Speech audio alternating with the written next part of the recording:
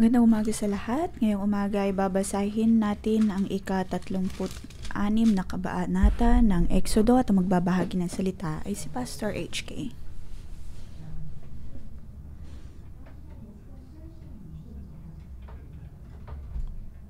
Alam po natin na tinanggap ni Moses ang tapyas ng bato na naglalaman ng 10 utos ng Diyos at natanggap niya yun sa loob ng 40 araw at 40 gabi. At natanggap niya ang tuntunin kung paano gawin ang tabernakulo ng Diyos at ang lahat ng detalye noon.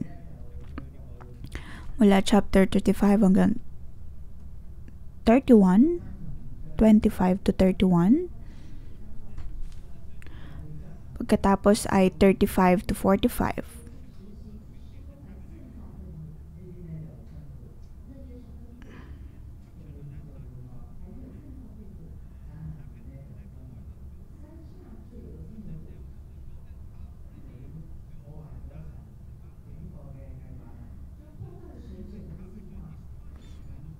At nabanggit din ang pagkakaroon ng guyang ginto na ikinagalit ng Diyos.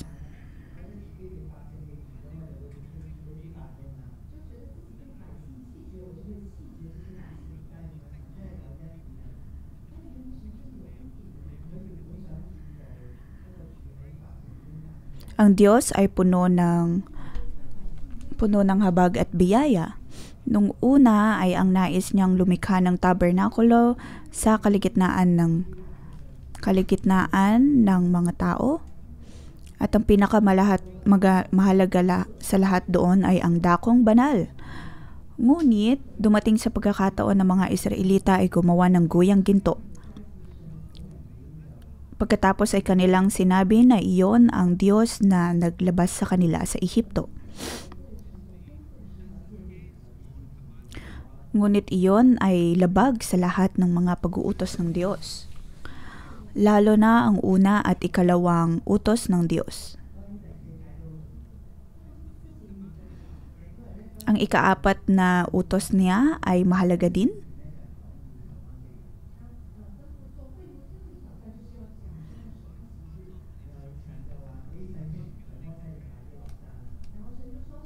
At ang pinakahuling utos ng Diyos ay ang paglikha ng tolda. Ngunit nang makita ng Diyos ang paglilikha ng mga tao ng guyang ginto, pinababa agad ng Diyos si Moses.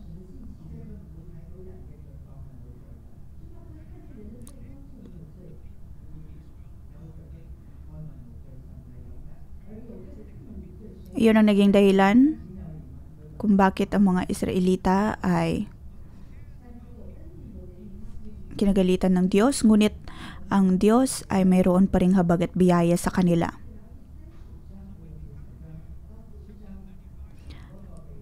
At sa pagkita po natin ng chapter 35 ng Exodo,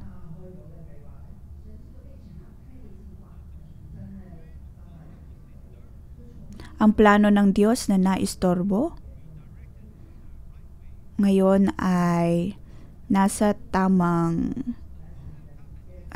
pagkakalugar na. Dahil ang guyang ginto ay nadurog at naging abo na. Ang ugnayan sa pagitan ng Diyos at ng tao ay nakapagpatuloy. Sa simula ng chapter 35, iyon po ay tungkol sa araw ng pamamahinga.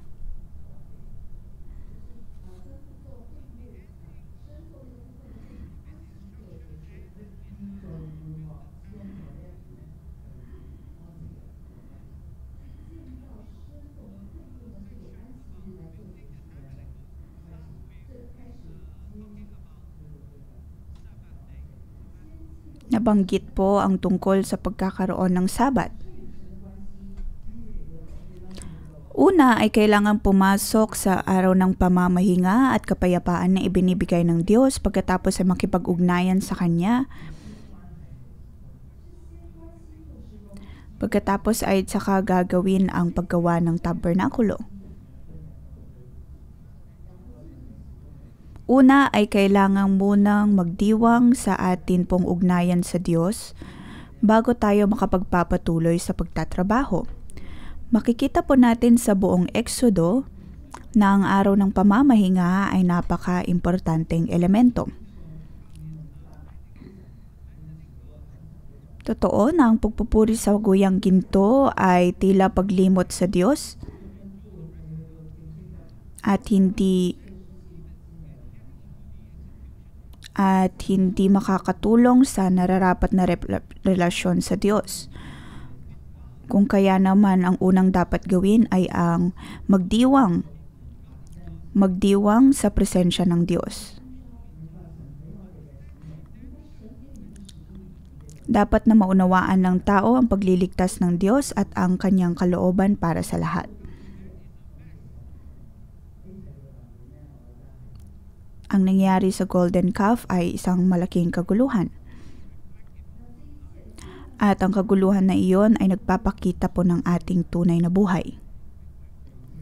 Imbes na nagpapakita kung anumang uri ng Diyos ang Diyos.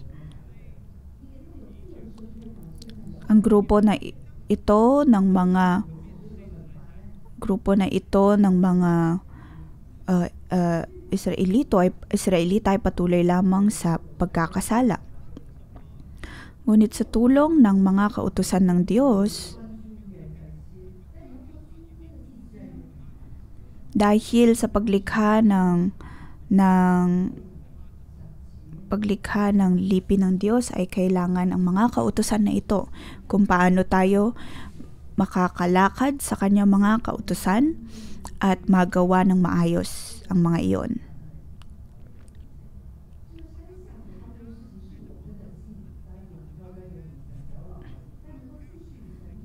Kung ano man ang nangyari sa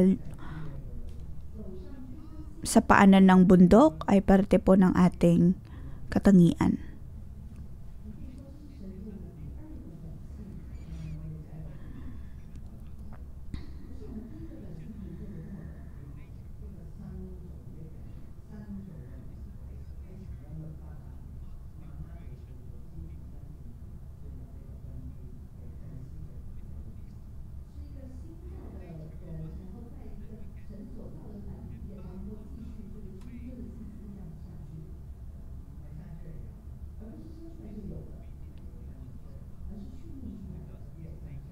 Ang mga kataingang ito ay hindi dating nasa atin. Dati ay tulad po tayo ng mga Israelita na patuloy sa pagsamba ng mga Diyos-Diyosan.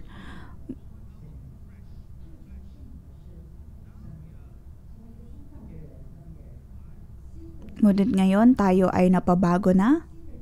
Tayo ay napabago na dahil sa ating pagkakatawag.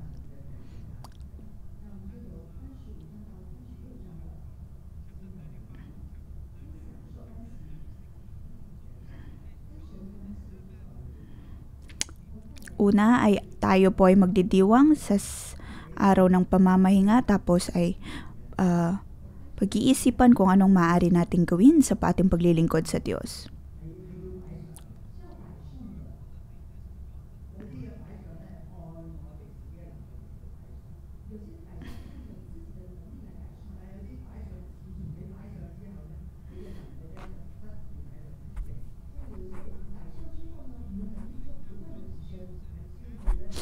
Minsan ay ibinibigay natin ang ating mga kakayahan at katalinuhan sa Diyos. At sa ating pagsuko ng mga iyon ay mas lalo pa itong nalilinang. Pagkatapos ay napapaayos ang ating paglilingkod sa Diyos. Sa ating higit na pagsuko ng mga kaya nating gawin ay mas lalo pa tayong nalilinang. Hanggat handa po tayo na isuko ang ating mga kakayahan sa Diyos, ang kanyang pagpapala ay atin pong matatanggap.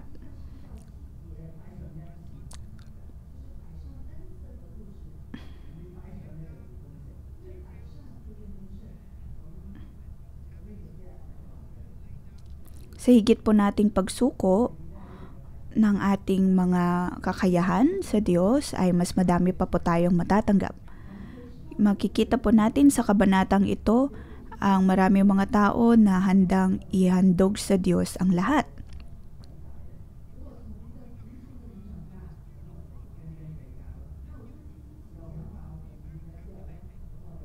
Ngunit kung ikaw ay lumaki sa mentalidad na ikaw ay laging kulang, lagi kang magiging kuripot din.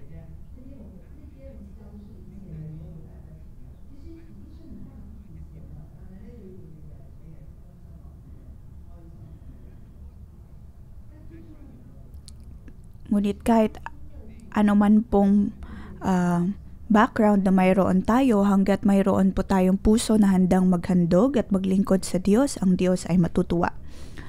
Unang bahagi ay mula verse 1 to 7. Ang dalawang tao na nabanggit dito ay si Bezalel at Aholiab.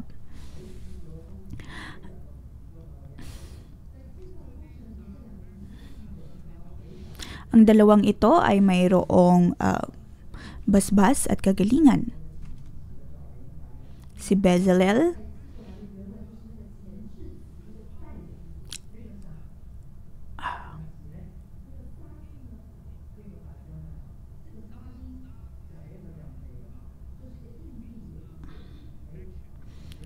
ang ibig sabihin po nun ay protection.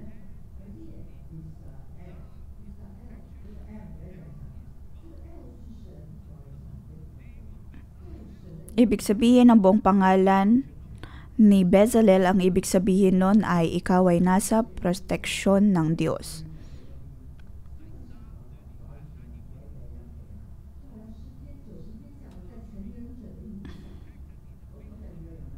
Ikaw ay naproprotektahan sa pagkilos ng Diyos.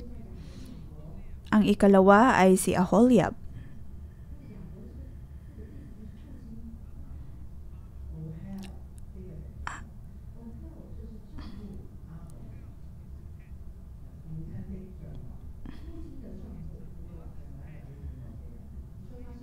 Ang kanyang pangalan, ang ibig sabihin ay ang tolda ng Ama. Pagkatapos ay siya din ang inatasan ng Diyos na lumikha ng kanyang tolda. Kumbaga siya ang Chief Operation Manager, si Aholiab. Alam niya kung paano gawin ang tabernakulo ng Diyos.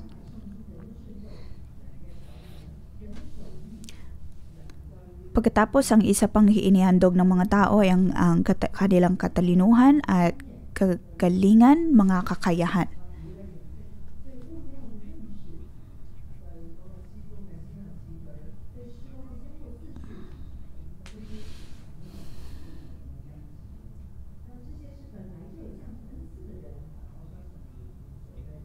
Ang lahat ng ito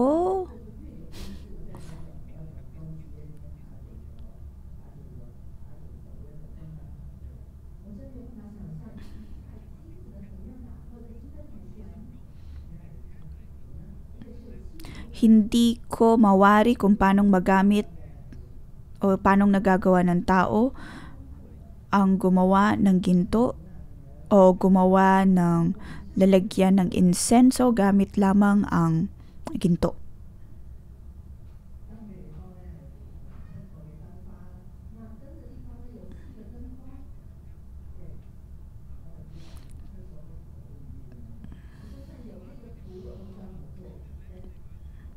Kahit pa siguro sabihin nyo sa akin na gumuhit ako ng ilawan, ay hindi ko kayang gawin iyon.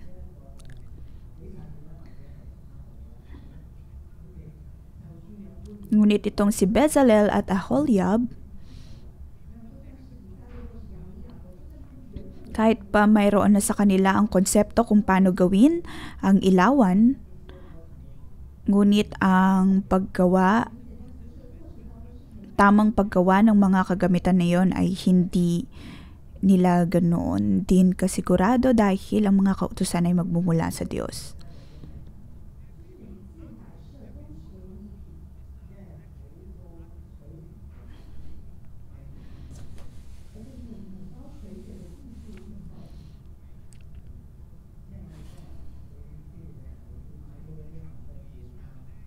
Kung tayo po ay maglalakbay sa Israel ngayon, kung ikaw ay maglalakbay sa Israel ngayon, mapapansin ninyo na ang lahat ng mga souvenir na inyong mabibili ay mga katulad lamang ng kung anong nabanggit sa Biblia. Ngunit iyon ay mga gawa-gawa na lamang at hindi ang tunay na artifacts.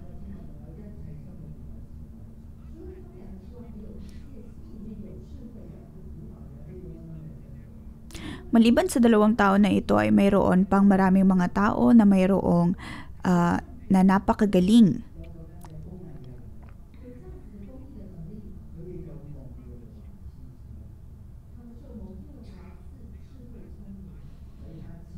Sila ay pinagpala ng Diyos ng kagalingan, ng katalinuhan,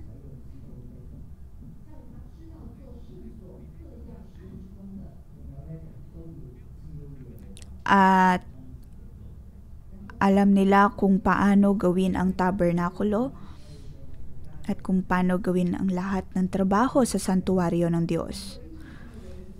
Kaya naniniwala ako na para sa mga artist,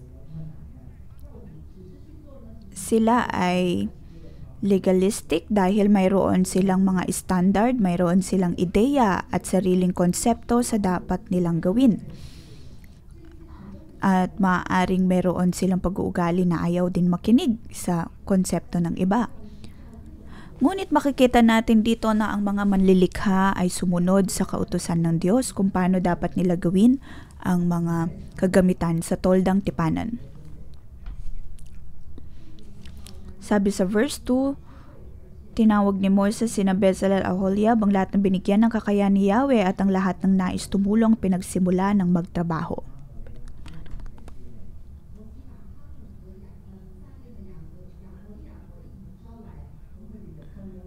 Tinawag ni Moses ang lahat ng mga taong ito.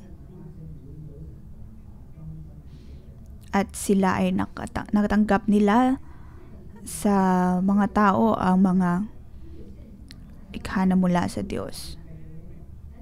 Pagkatapos tuwing umaga ay lagi silang naghahandog sa Diyos. Kaya ito ay napakagandang bagay. Sa higit nilang pagbibigay ay mas lalo pa silang napagpapala.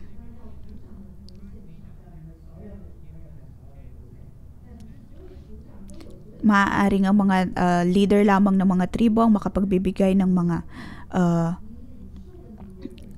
ginintuang bagay.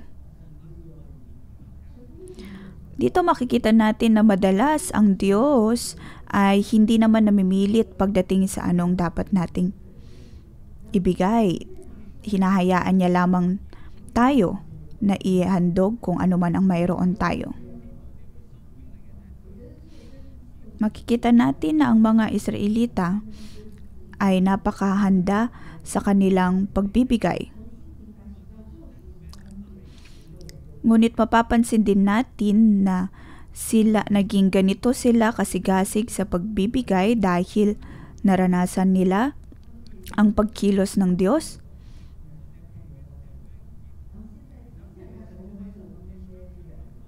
At sila nga ay nakikinig na sa sinasabi ni Moses at handa nang ibigay kung ano man ang nararapat para sa Panginoon. At naroon ang Diyos na talagang nagmamahal at pumoprotekta sa kanila.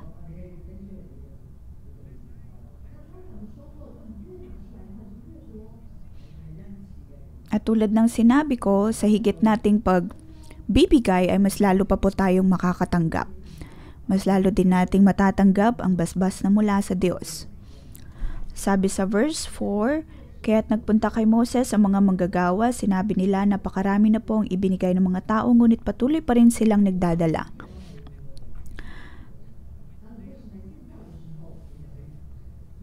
Sa paggawa nila ng toldang tipanan ay kanilang isinuko ang kanilang sari-sariling mga kakayahan. Maaaring sa panahon natin ngayon, tayo po ay mga guro, mga abogado, ngunit kaya po nating isuko ang mga bagay na ito upang mapangyari ang tabernakulo ng Diyos. At kung anumang mga bagay na mayroon tayo noon ay hindi masasayang. Dahil tayo ay pumapasok lamang sa isa na namang lugar kung saan tayo tatrabaho at ating matatanggap ang kabutihan ng Diyos.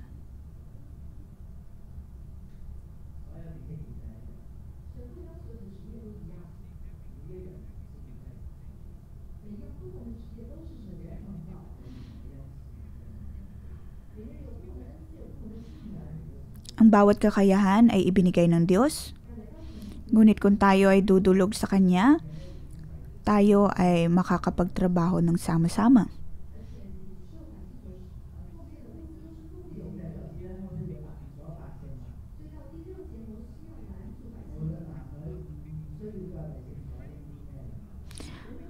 Mapapansin natin dito na nabanggit na napakarami na ng mga handog ng tao kung kaya kailangang pigilan ni Moses ang mga tao. At ito ay kamangha-mangha na napakaraming mga handog na kailangan niya pang tanggihan ang mga paghahandog ng iba. Naway pagpalain po tayo ng Diyos sa parehong paraan. Na ang atin pong matatanggap ay sapat-sapat o higit pa sa sapat ng kung anong kailangan natin. Ang lahat ay nasa ganitong handa na magkaroon ng parte sa pagkilos o paggawa para sa Diyos.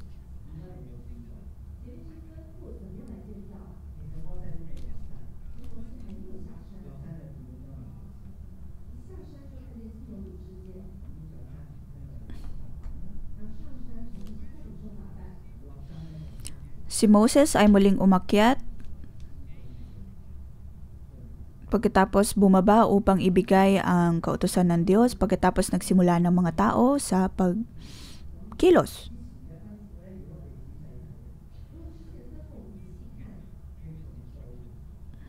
Kung titignan po natin ang mga naunang kautusan ni Moses,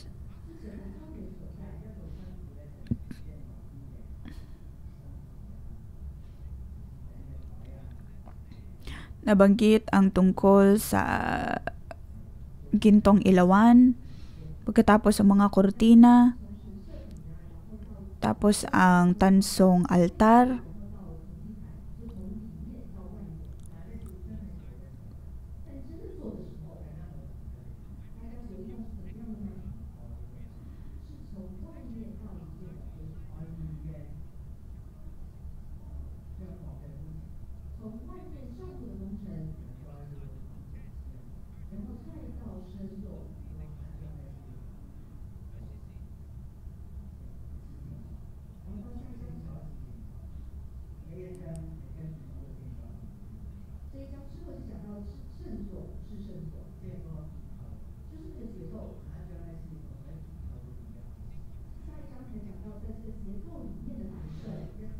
nabanggit po dito ang tamang pagkakasunod-sunod ng paggawa ng tabernakulo.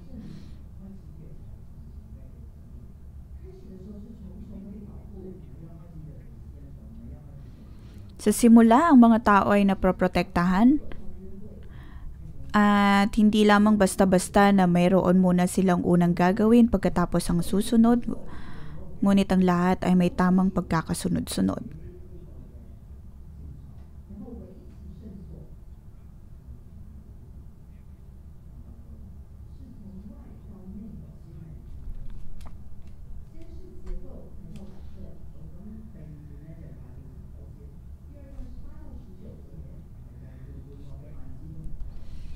Una ay ang paggawa ng buong tipanan, pagkatapos ay ang mga kagamitan na gagamitin sa loob nun.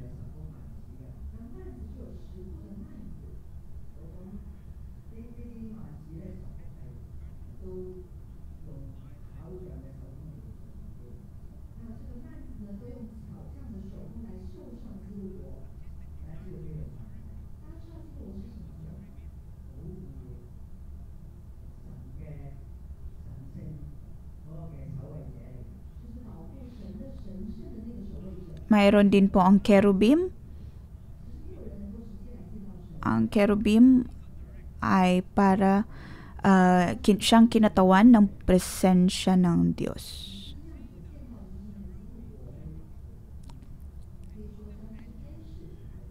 Kumbaga sila ang mga anghel na nandoon. Hindi lamang sila basta-bastang mga anghel, ngunit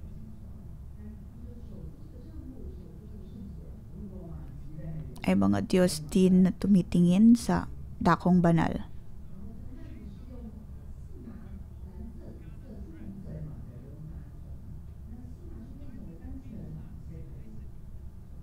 Tapos ay gumamit sila ng linong asul, nagamit ang kulay ube,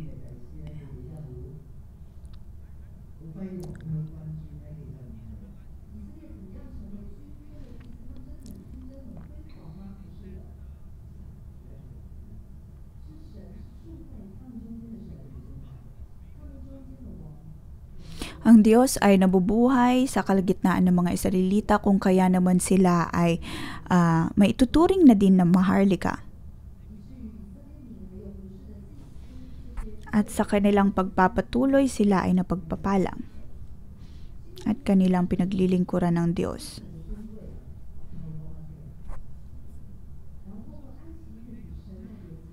Sa araw ng pamamahinga, sila ay makikipag-ugnayan sa Diyos.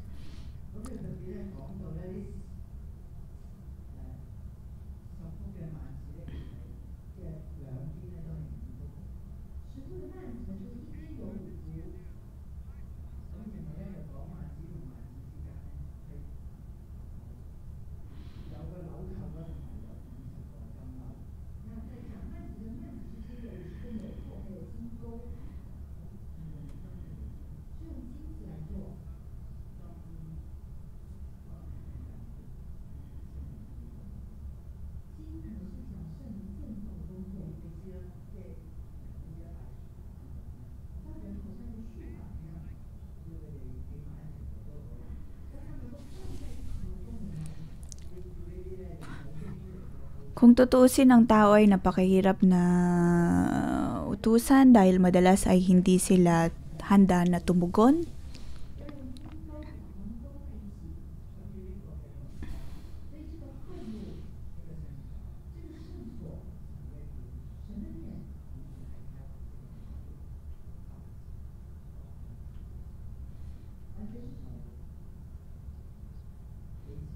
Pagkatapos ay kailangan ang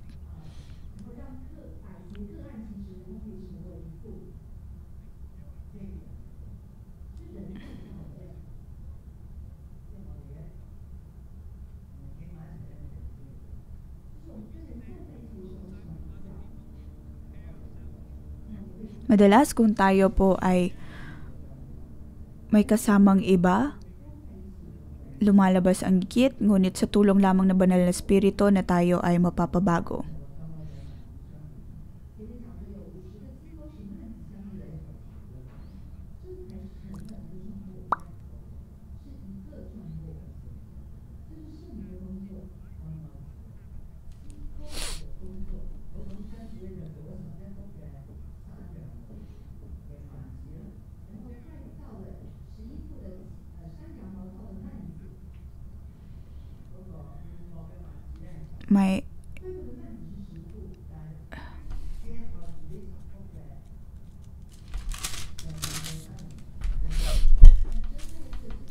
May nabanggit dito na paggawa ng 11 pirasong kurtina na gawa sa balahibo ng kambing upang gawing takip sa ibabaw ng tabernakulo. Napaka-partikular na sinabi na 11 pirasong kurtina na gawa sa balahibo ng kambing.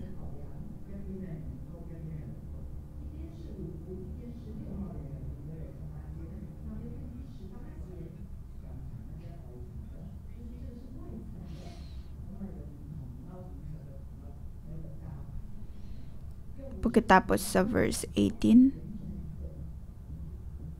pagkatapos gumawa sila ng 50 kawit na tanso at sa pamamagitan nito ay pinagkabit nila ang 2 piraso para maging isa lamang.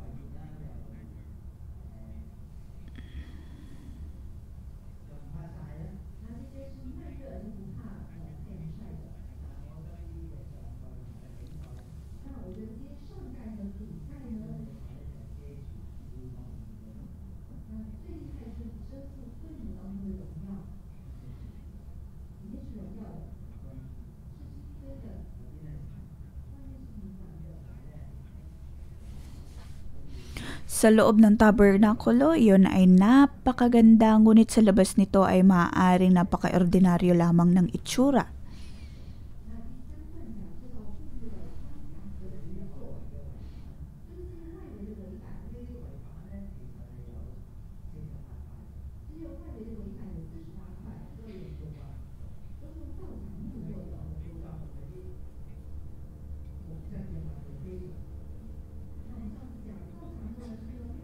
Pagkatapos gumamit din sila ng punong akasya, ang akasyang ito kung tutuusin ay hindi naman ganoon.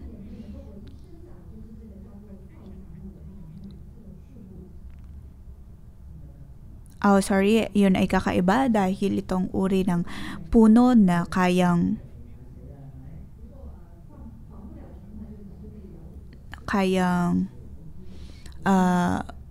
tumubo sa disyerto. Pagkatapos ay hindi natutubuan ng termite.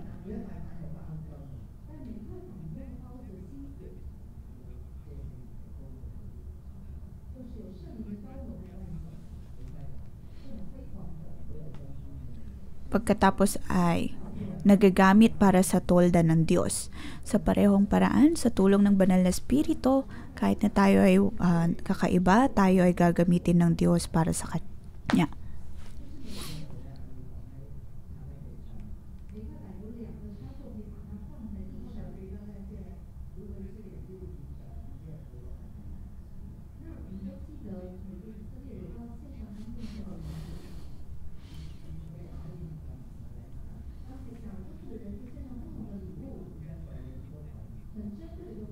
Maraming mga Israelita ang kayang ibigay ang kanilang kaloob sa Diyos.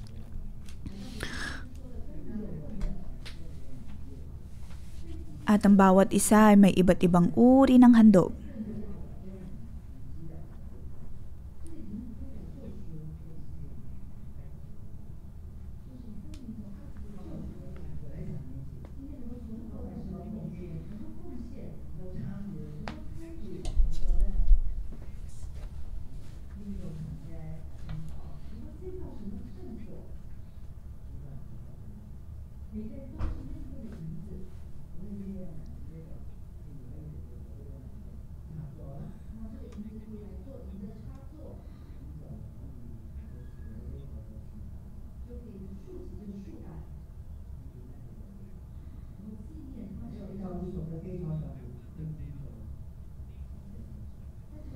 Dapat po nating tandaan na tayo ay iniligtas ng Diyos, tulad ng kung paanong inaalala din ng mga Israelita ang kanilang pagkakaligtas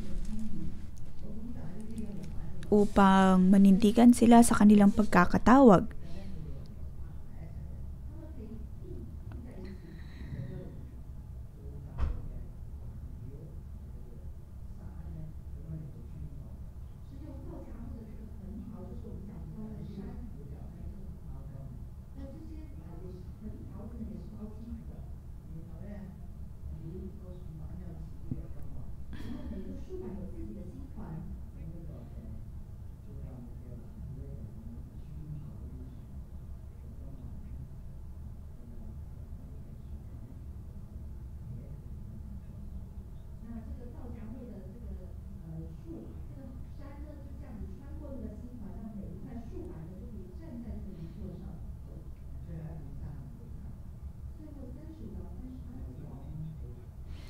Sa verse 35 hanggang 36,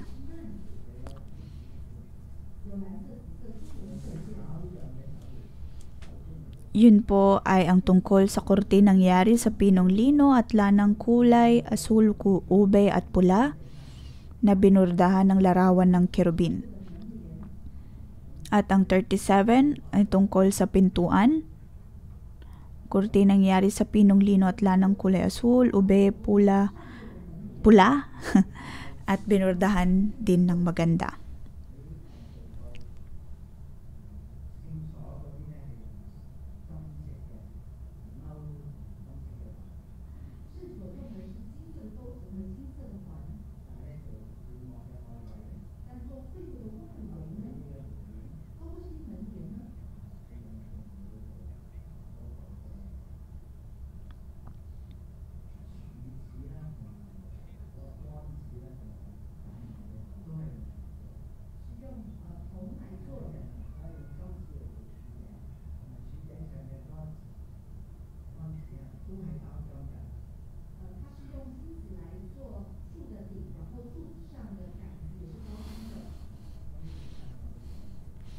Ang ginto ay ginamit para sa taas na bahagi ng pilar at tanso naman para sa altar.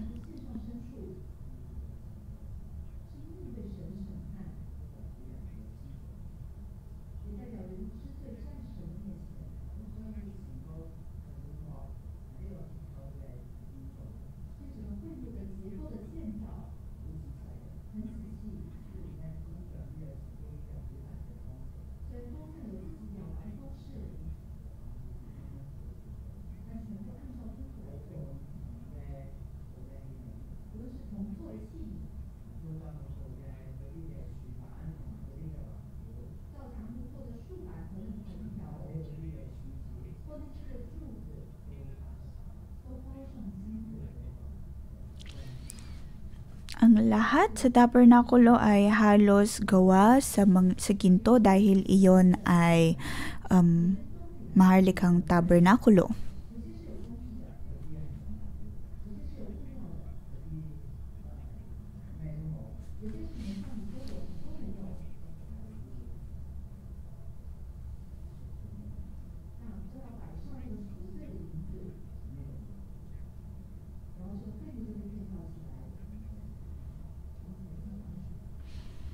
Naway purihin po natin ang Diyos sa atin pong paglilingkod, paghahandog at mga kakayahan.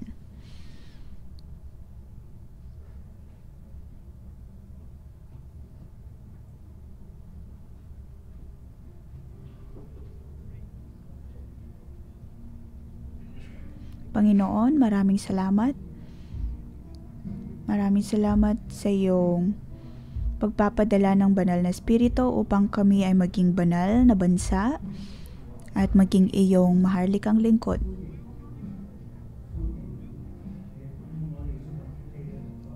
Panginoon, tinatanggap ka namin.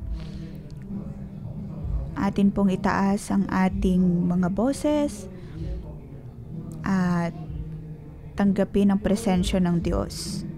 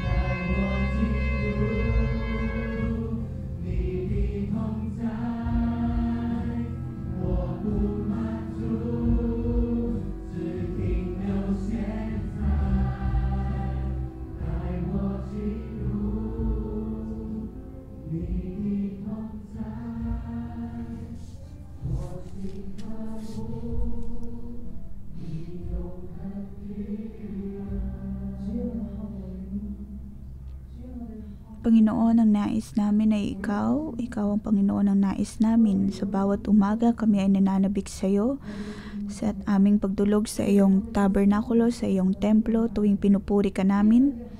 Pinupuri ka namin sa katotohanan at nais ka naming higit na makilala. Sa pagkakataong ito, kung sa tingin ninyo ay hindi sapat ang inyong pananabik sa Diyos at nais nyo pang higit na makatanggap, tayo po ay tumanggap mula sa Kanya.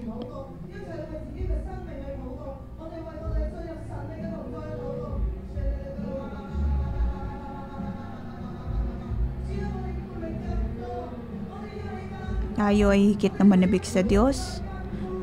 Panginoon, higit pa namin. Nais naming mas makatanggap pa mula sa iyo.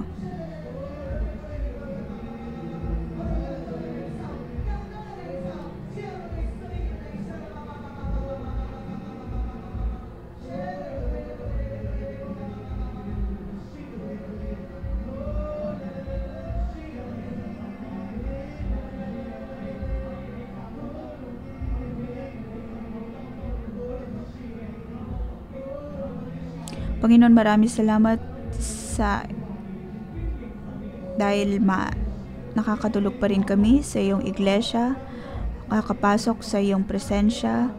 Ikaw ay nais namin, O Diyos.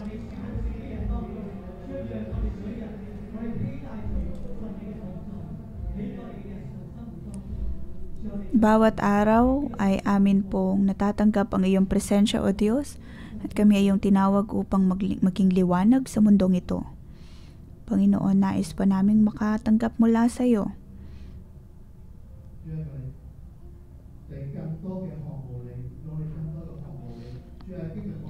Panginoon, tulungan mo kami na higit pang manabik sa iyo. Sa Biblia ay iyong sinabi,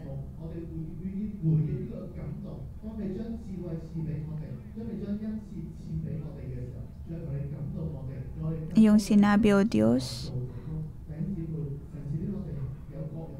na makikita mo ang aming puso sa tuwing kami ay naghahandog.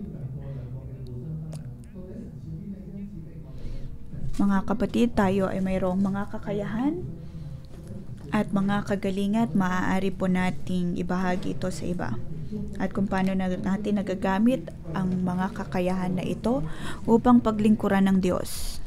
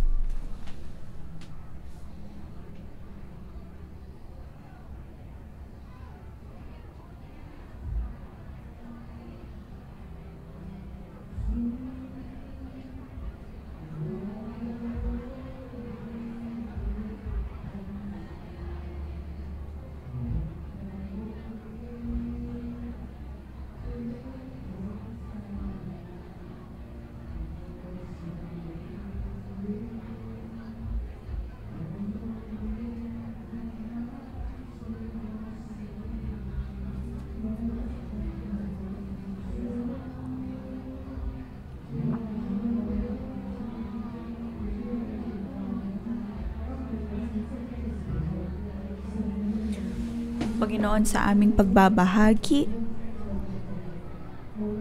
patuloy mo kaming tulungan at samahan.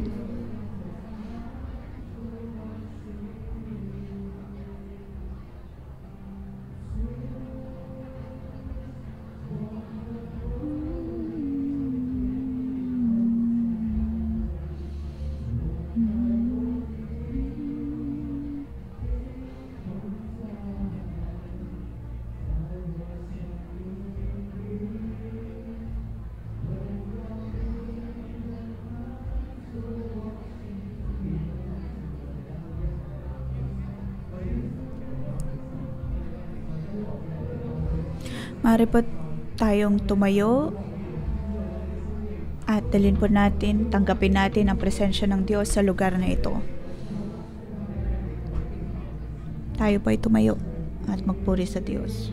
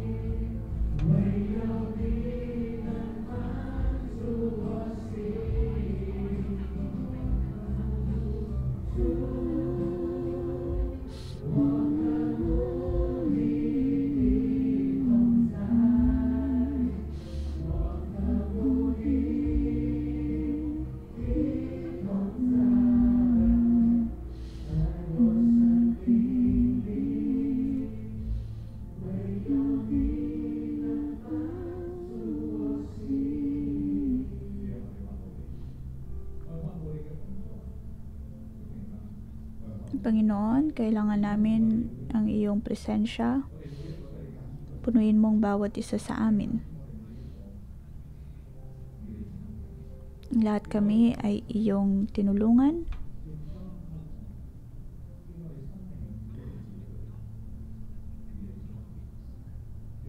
Nais mo, O Diyos, na kami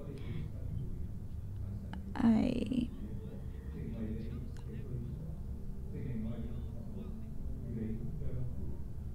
pinili mo kami, O Diyos, upang kami maging sisidlan ng iyong presensya. Handa ka, O Diyos, na punuin kami. Upang kami ay matanggap din namin ang iyong presensya. Panginoon, maraming salamat sa iyong pagtanggap sa amin. Mga kapatid, lahat po tayo ay tinawag ng Diyos.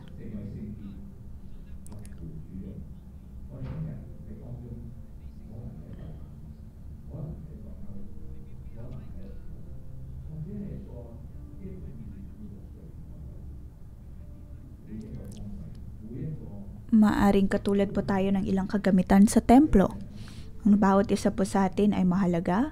Bawat pagkakatawag ng Diyos sa atin ay mahalaga. Lahat po tayo ay mahalaga sa Kanya. Ngayon, atin pong pakalinisan ang ating mga sarili. Panalangin po natin ang ating buhay.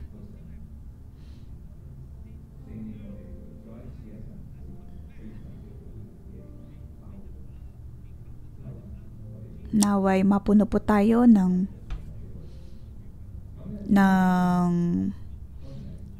banal na dugo ng Diyos. Sa hall ay gagawa po tayo ng prophetic act. Maaari po tayong lumikha ng ng isang malaking bilog. At tuwing mayroong uwang ay maaari po tayong pumasok doon upang mapuno.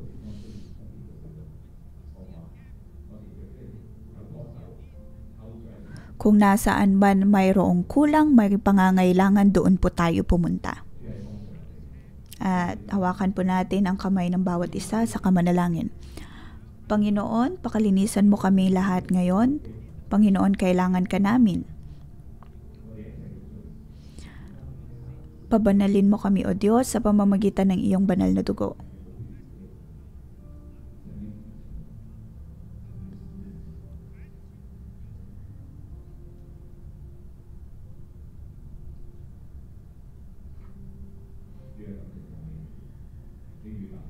Panginoon, pinupuri ka namin at pinapasalamatan. Ikaw ay natutuwa sa amin. Kami ay iyong tinawag.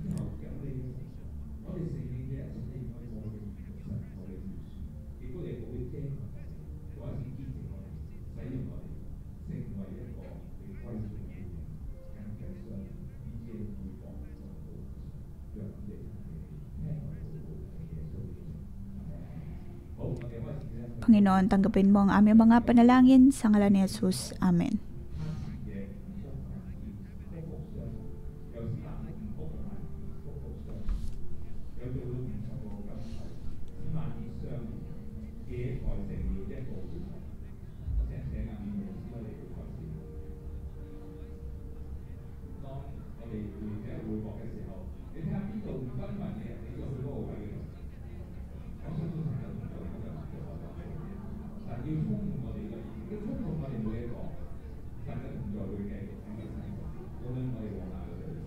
Naway mapuri natin ang Diyos at tayo ay kanyang matulungan. Lahat po tayo ay mayroong responsibilidad na magagampanan.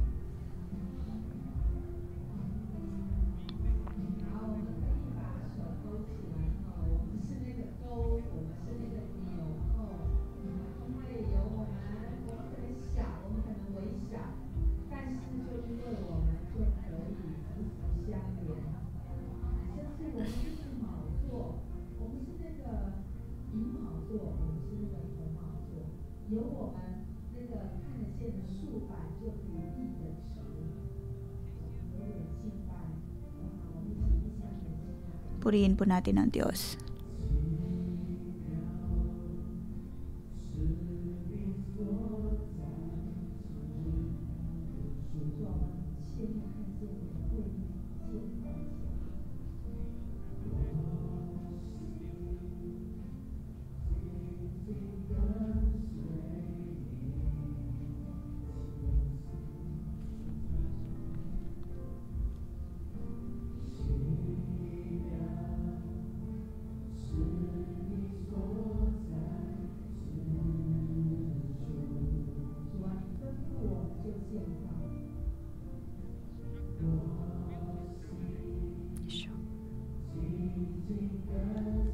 Panginoon, tinawag mo kami upang malikha ang tabernakulo mo.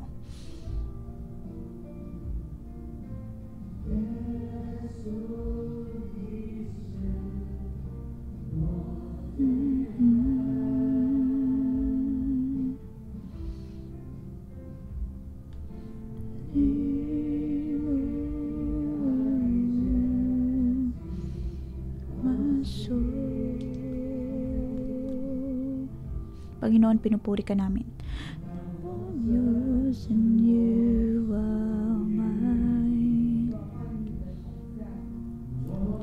Panginoon, pinupuri ka namin at tinatanggap namin ang iyong presensya. Panginoon, ito ang iyong lugar na nais.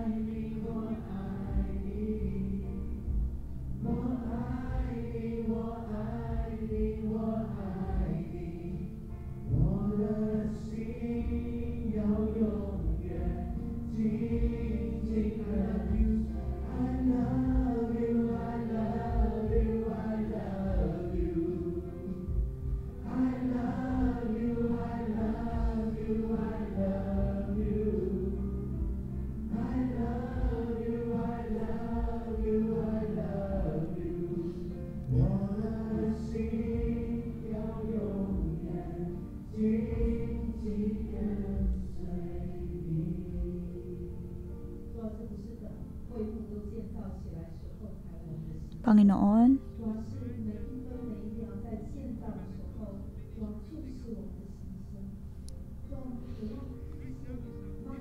ngayon, O Diyos, ang aming panibagong buhay. Nakikita mo, O Diyos, na lahat kami ay nagkakabit-kabit at mag-ugnayan. Ang nais namin, O Diyos, ay ang magawa ang iyong tabernakulo. Ito ang aming dalangin. Mahal ka namin, O Diyos. Panginoon, naway kahabagan mo kami.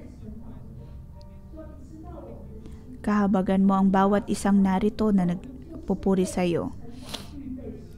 Alam mo, Diyos, kung paanong kami ay tumulog sa iyo sa presensya mo at aming ibinibigay sa iyo ang aming mga papuri. Naway pagpalain mo ang bawat isa sa amin.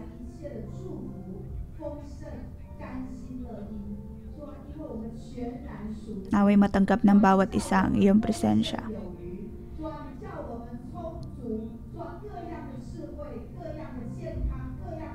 Panginoon, ikaw ang nagbigay ng probisyon ng lahat naming pangangailangan.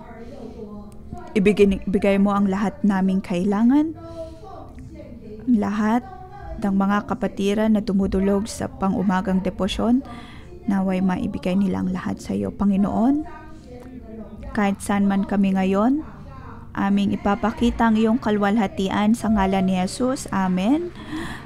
Atin pong purihin ang Panginoon. Dito po nagtatapos ang ating pang-umagang debosyon. Magandang umaga.